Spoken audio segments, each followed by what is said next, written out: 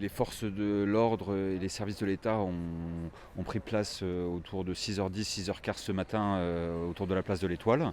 Et puis ils ont organisé le démantèlement comme on s'y attendait. Nous, notre rôle aujourd'hui, il est plus un rôle d'observation, de s'assurer que tout se passe bien, que les choses se passent de manière fluide. Et puis, comme on se l'attend et comme c'est souvent le cas, on gère un petit peu le service après-vente. On a souvent des situations de personnes qui ont trouvé une solution pour la nuit. On a une situation d'une personne qui a été hébergée par le 115 pour une nuit. On avait ce matin également 2 enfants qui voulaient aller à l'école avec leur maman et qui voulaient récupérer leurs affaires avant de partir à l'école. Donc on essaye de faciliter ces situations-là. En l'occurrence, tout ce qu'on peut faire aujourd'hui, c'est de s'assurer que les quelques personnes qui restent encore aujourd'hui, qui ont des affaires sur le site, puissent les récupérer. Donc on essaye un peu de faciliter ça et d'identifier ces situations.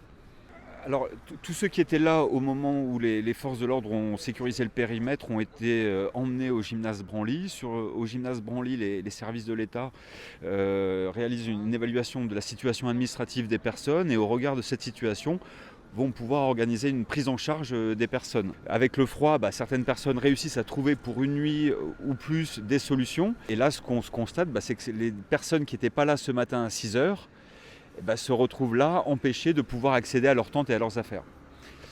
C'est beaucoup de détresse pour ces personnes. Je viens de discuter avec un jeune homme qui est désespéré, qui ne comprend pas la situation, qui lui découvre la situation là depuis quelques minutes. Il ne sait pas où est-ce qu'il va aller, il ne sait pas avec ces températures où est-ce qu'il va pouvoir dormir ce soir.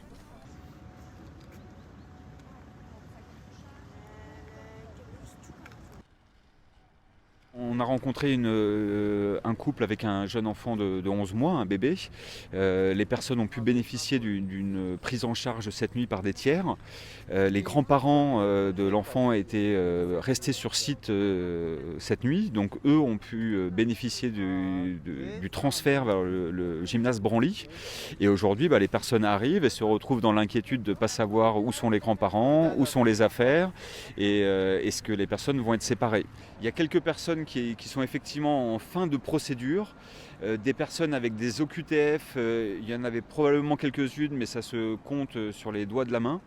Donc ces personnes, le plus souvent pour celles qui avaient l'information du démantèlement, ont probablement préféré aller sur d'autres lieux pour éviter effectivement de faire face à une possible arrestation et à une reconduite à la frontière.